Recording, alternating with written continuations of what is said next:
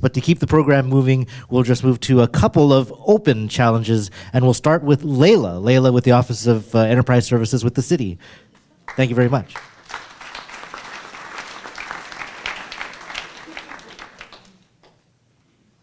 Okay, so we wanted to give the elementary, middle school, and high school students the opportunity to come up with something that maybe they're passionate about.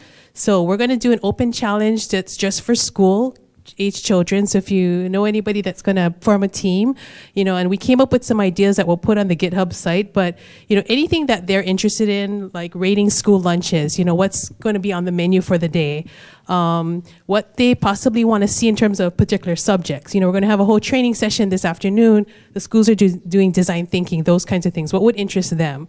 So just to give you some ideas, we're going to set up a table with that particular challenge along with some other ones that are that have come forward that we don't have a presentation for, so we're going to give folks opportunities to participate there. So I just want to give a plug there.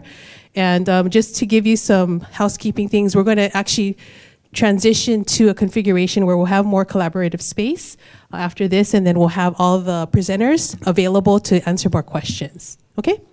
All right, thanks.